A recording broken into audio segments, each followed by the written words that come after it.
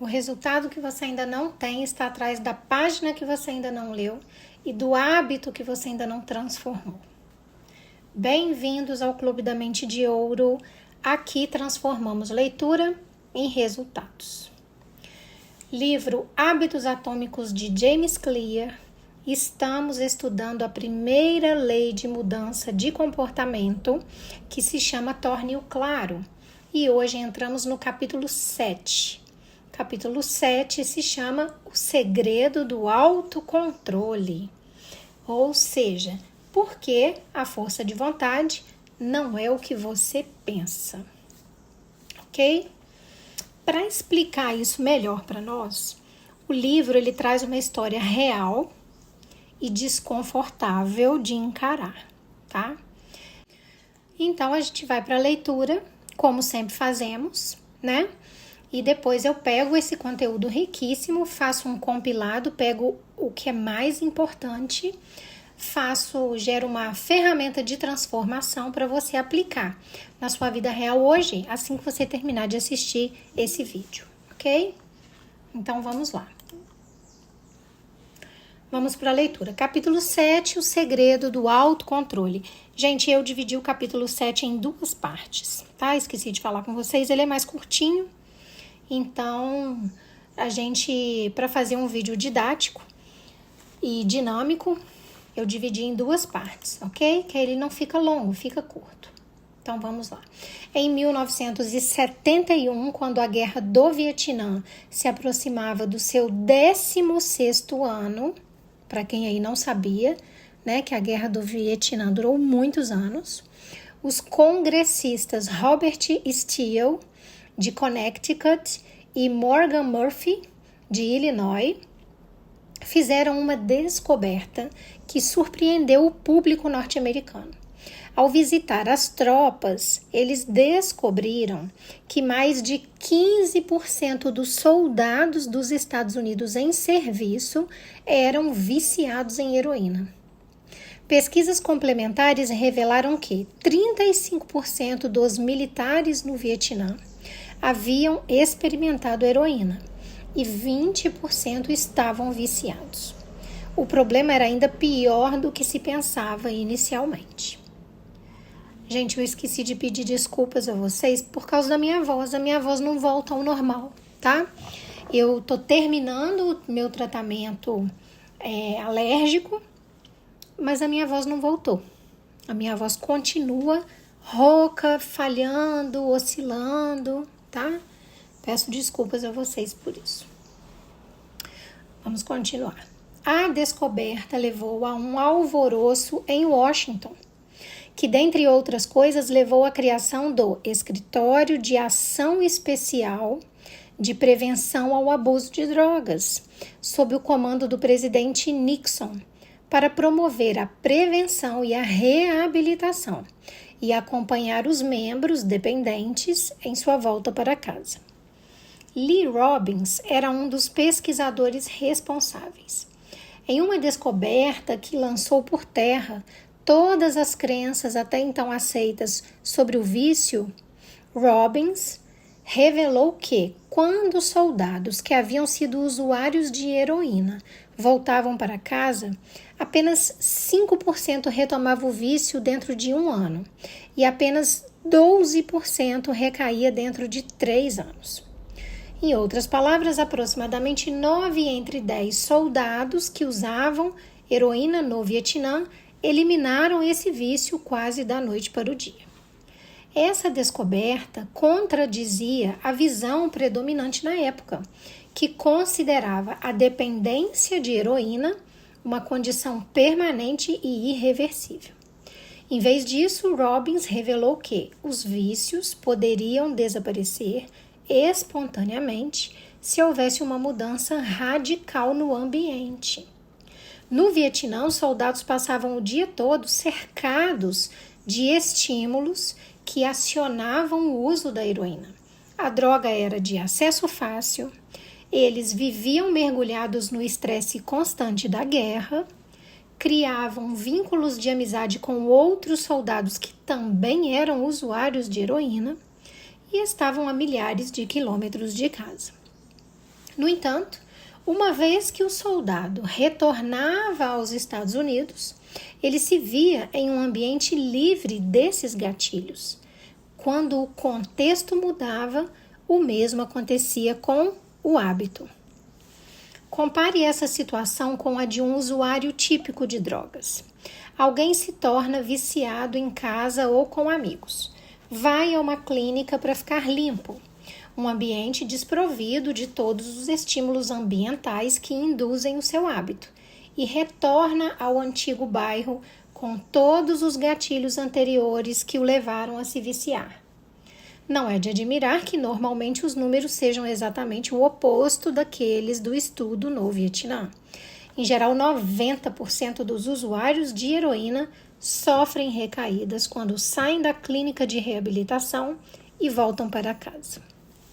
Os estudos sobre o Vietnã contrariaram muitas de nossas crenças culturais sobre maus hábitos, porque eles desafiaram a associação convencional de comportamento doentio com fraqueza moral. Se você tem excesso de peso, é fumante ou viciado, deve ter ouvido durante toda a sua vida que isso é falta de autocontrole. Talvez até mesmo que você é uma pessoa ruim. A ideia de que um pouco de disciplina resolveria todos os nossos problemas está profundamente arraigada em nossa cultura. No entanto, pesquisas recentes demonstram algo diferente. Quando os cientistas analisam pessoas que parecem ter um tremendo autocontrole, verifica-se que os indivíduos não são tão diferentes daqueles que têm dificuldade em se controlar. O que acontece, na verdade, é que pessoas disciplinadas são melhores em estruturar as suas vidas de uma forma que não exija força de vontade ou autocontrole hercúleos, de herói. Em outras palavras, eles passam menos tempo em situações tentadoras.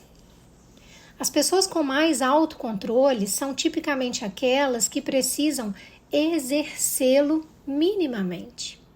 É mais fácil praticar o autocontrole quando você não tem que usá-lo com muita frequência. Então, sim, perseverança, garra e força de vontade são essenciais para o sucesso, mas a maneira de melhorar essas qualidades não é desejar que você seja uma pessoa mais disciplinada, mas criar um ambiente mais disciplinado. Já temos um bingo aí, tá? Essa ideia que desafia o senso comum faz ainda mais sentido quando você entende o que acontece quando um hábito é formado no cérebro. Um hábito que foi codificado na mente está pronto para ser usado sempre que a situação pertinente surge. Quando Patty Olwell, uma terapeuta de Austin, no Texas, começou a fumar, costumava fumar enquanto andava a cavalo com um amigo. Em determinado momento, ela parou de fumar e conseguiu se manter longe do vício por anos. Ela também parou de andar a cavalo. Décadas mais tarde, ao retomar os passeios a cavalo, viu-se novamente desejando um cigarro pela primeira vez em anos. Os estímulos ainda estavam internalizados. Ela só não se expunha a eles há muito tempo. Uma vez que um hábito tenha sido codificado, o desejo de agir surge sempre que os gatilhos ambientais reaparecem. Essa é uma das razões pelas quais as técnicas de mudança de comportamento podem sair pela culatra. Envergonhar as pessoas obesas com apresentações sobre perda de peso pode fazer com que se sintam estressadas e, como resultado, muitas pessoas retornam à sua estratégia preferida de enfrentamento: comer demais. Mostrar fotos de pulmões enegrecidos para fumantes leva a níveis mais altos de ansiedade, o que leva muitas pessoas a procurar um cigarro.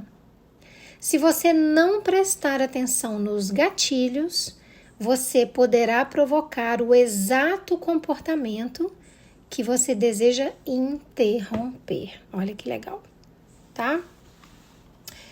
A primeira parte do capítulo 7 termina aqui. Tá vendo? É curtinho. O capítulo 7 é um capítulo curto, mas ainda assim eu achei mais didático dividi-lo em 2 partes, tá? Vamos conversar sobre isso agora, né? Vamos destrinchar, vamos resumir, vamos no miolo da questão. Vamos falar o que o livro está tentando me ensinar nessa parte. Então, vamos à história real e desconfortável, né, que o livro traz para a gente encarar. Durante a Guerra do Vietnã, foi descoberto que uma porcentagem assustadora de soldados americanos estavam viciados em heroína. Eram mais de 15%, né? Até 20% estavam viciados.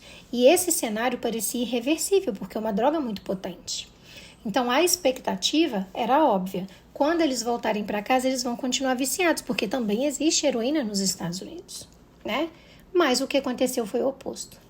Quando esses soldados retornaram aos Estados Unidos, cerca de 90% deles simplesmente pararam com o vício, sem ter que serem internados numa clínica intensiva, sem uma força de vontade extraordinária, sem uma nova personalidade, nada disso. Eles apenas mudaram de ambiente. Você consegue entender o peso disso? Isso já é um bingo enorme, né? O que o livro está tentando te dizer esse tempo todo é que o seu ambiente te molda sim. Só que ele foi pegar uma história muito extrema para que você entenda de uma vez por todas como o ambiente influencia o seu comportamento, né? Durante anos, você foi ensinado a acreditar que o vício, a procrastinação, a desorganização eram falhas de caráter. É ou não é? Falta de disciplina, falta de autocontrole, falta de força, que isso tudo era falta de caráter, né? Só que a realidade é outra. E aí o livro vem e desmonta esse mito. O ambiente, sim, ele é mais forte do que a força de vontade. Bingo. Tá aqui um grande bingo. No Vietnã, aqueles soldados estavam cercados de quê, gente? De gatilhos. Estresse extremo, fácil acesso a essa droga, amigos que usavam a heroína, uma rotina completamente associada a esse vício. Quando o ambiente mudou, os gatilhos simplesmente desapareceram, eles não estavam mais na guerra. E com esses gatilhos que desapareceram, o comportamento que eles tinham lá também desapareceu. O ambiente mudou o comportamento também. Agora compara isso com o padrão comum, como o livro pede para que a gente faça, né? Uma pessoa sai de um ambiente tóxico, vai para uma clínica, se limpa e depois volta exatamente para o mesmo lugar onde tudo começou. As mesmas pessoas que usam, os mesmos estímulos que te dão vontade de usar, as mesmas rotinas, resumindo. Qual é o resultado? A recaída. Mas por quê? Por que no Vietnã não teve recaída? Porque eles mudaram de ambiente. Eles saíram do ambiente onde começou o vício. E no segundo exemplo, eles voltaram para o ambiente onde começou o vício. É o contrário, né? Então, mas assim, essa parte eu acho que ficou claro, né? Mas o que eu preciso que fique mais claro ainda é que essa recaída não foi por fraqueza moral. Não, essa recaída foi por exposição. Exposição àquele primeiro ambiente onde eles conheceram e começaram o vício. Ok? O autocontrole, ele não é sobre você resistir. Não. O autocontrole é sobre você não precisar resistir. Entendem a diferença? Porque se você chegar no ponto de ter que resistir, você vai ter que fazer muito esforço. E às vezes você não vai dar conta, né? Por tanta exposição a esses estímulos tóxicos. Agora, se você não precisar chegar no ponto de ter que resistir, você consegue se autocontrolar. Tá dentro do seu controle. O grande bingo do dia é esse, tá? E aí depois vem uma parte que você talvez não queira ouvir, né? Que o livro traz. Pessoas disciplinadas não são mais fortes que você. Elas apenas são mais estratégicas, né? Eu poderia dizer que elas são mais espertas, no sentido de que já entenderam que apenas desenvolvendo uma estratégia diferente elas conseguem evoluir mais rápido, né? É só isso. É difícil ouvir isso, né? Mas é verdade. Essas pessoas, elas organizam a vida delas de forma que elas não precisam lutar o tempo todo. Olha que diferença. Como? Se a nossa vida é uma luta, né? Como? Te respondo, elas não ficam perto da tentação o tempo inteiro, elas não dependem de motivação, já entenderam isso. Elas eliminam o problema lá na raiz, né? Essa árvore não vai crescer. E ela não vai ter que ficar podando essa árvore o tempo todo. Elas fazem isso, enquanto você, o que você faz? Normalmente, você se coloca todos os dias no mesmo ambiente, com os mesmos gatilhos, mas você quer agir diferente. Não vai conseguir, não vai agir. Só que eu vou reforçar com vocês, isso não é falta de força. Isso é apenas falta de estratégia, né? Porque existe um padrão invisível que você precisa entender. Apesar dele ser invisível, você tem que absorver o que ele significa. Todo hábito, uma vez criado, nunca mais vai desaparecer completamente. É muito importante que você entenda esse padrão invisível, ok? Esse hábito, ele fica armazenado. Nunca mais ele desaparece completamente. Vai ficar armazenado. E tudo o que ele precisa é o gatilho certo para ele voltar e aflorar. Ele fica latente, ok? E aí o livro fala, dá o exemplo do caso da terapeuta que parou de fumar por anos, mas quando ela voltou a andar de cavalo, que é o mesmo contexto onde antes ela fumava, ou seja, aquele gatilho que despertava a vontade de fumar, ela repetiu o gatilho. O desejo voltou instantaneamente. Ou seja, o hábito estava dormindo apenas, não estava morto. E é por isso que muitas tentativas de mudança falham, porque você foca no comportamento que você quer mudar. Ok, mas você ignora o gatilho que desperta todo aquele comportamento. Pior até, né? Muitas estratégias que você usa para conseguir mudar o seu comportamento ainda reforçam o problema, sem você perceber. E aí o livro traz exemplos, né, de coisas extremas. Mostrar imagens chocantes para fumantes, gente, só aumenta a ansiedade. Leva a mais consumo de cigarro. Envergonhar alguém pelo sobrepeso leva essa pessoa a ter mais compulsão alimentar. Por quê? Porque você está ativando nessas pessoas o mesmo gatilho emocional que é despertado nelas para sustentar o mau hábito que elas têm. Então, se você não controla os estímulos, os gatilhos que vão despertar o mau comportamento, o mau hábito, você, na verdade, está fortalecendo esse comportamento que, na verdade, você quer eliminar. Olha que grande bingo também que tem aqui. Se você consegue controlar os gatilhos, ok. Esses gatilhos não vão ser disparados e o hábito não vai acontecer. Mas se você não consegue controlar o gatilho, ele vai ser disparado. Você vai estar só fortalecendo aquele hábito, aquele mau hábito, que na verdade você quer eliminar, né? Agora eu quero que você pare e olhe para as perguntas que eu vou fazer com uma honestidade brutal. Em quais ambientes que você está constantemente sendo testada? Quais gatilhos que você continua alimentando todos os dias? Onde que você está dependendo de autocontrole quando, na verdade, você deveria estar eliminando a tentação? E, por último, qual hábito seu continua vivo, só esperando o gatilho certo para ser disparado? Quero que vocês entendam que você não precisa ser mais forte, eu não tô te exigindo isso. O mundo exige o tempo todo, né? Seja forte e corajoso, é bíblico. E, gente, mas aí eu não posso fraquejar a hora nenhuma? Não, eu não tô falando isso. Você não precisa ser mais forte, eu acho que a gente já é muito forte nessa vida, né? Você precisa ser mais inteligente. E com isso eu não estou te chamando de burro, eu quero que você seja mais inteligente do que você é, ok? Na minha cartilha Mente de Ouro, eu ensino exatamente isso para você. Como que você para de lutar contra você mesma, porque é isso que você está fazendo, e você começa a reorganizar todo o seu sistema ao seu redor. Porque o jogo não é a força de vontade, quem tem mais, não. É uma arquitetura do ambiente. Olha que frase bonita, né? Mas é uma frase verdadeira. É você gerar um sistema benéfico para você.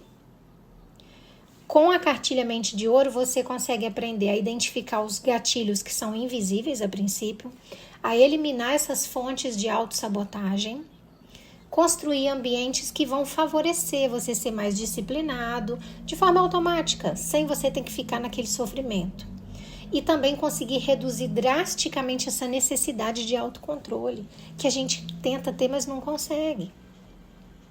E ainda tem um bônus, que é o cofre dourado da prosperidade, que é a maneira de você instalar isso na prática no seu dia a dia, ok?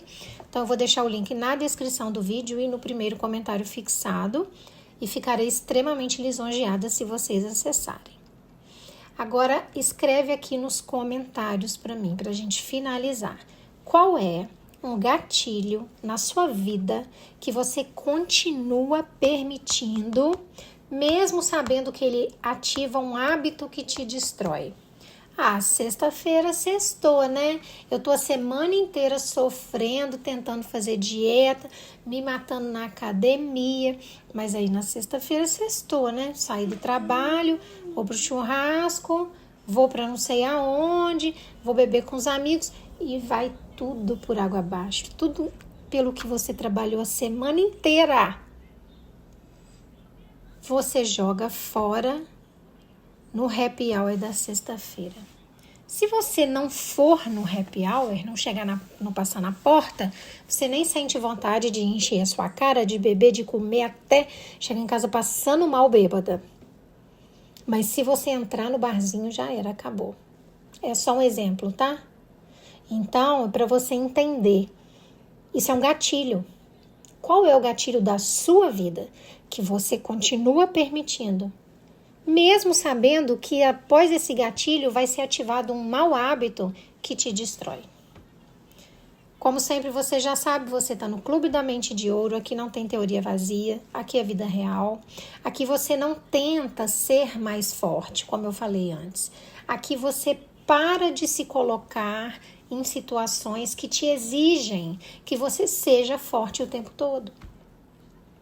Ok? Você evita chegar nesse ponto. Né? Lembrem-se sempre, o autocontrole é mais fácil quando raramente ele é necessário. Você tem que ser autocontrolado o tempo inteiro, você não consegue. Mas quando você precisa exercer o autocontrole esporadicamente, aí você vai lá pontualmente e consegue. Você tem energia acumulada para isso. Né? O ambiente certo, ele vai eliminar essa luta interna que você vive. Então, se você está em luta interna, você não está no ambiente certo. E uma disciplina que é real, que é verdadeira, ela nasce de uma estrutura que você cria e não de uma boa intenção. Né? De boas intenções, a gente já sabe, o inferno está cheio. Né? Intenção não é ruim, mas quando ela não se concretiza, ela não serviu de nada. Né? O papo de valeu pela intenção, gente, você não conseguiu realizar nada, tá? Então não adiantou. E é dessa forma que você consegue mudar o seu comportamento. É dessa forma que você consegue se proteger, né?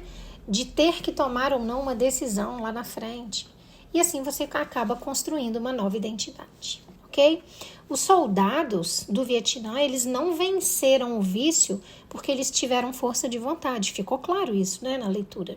Eles venceram porque eles mudaram de ambiente. Né?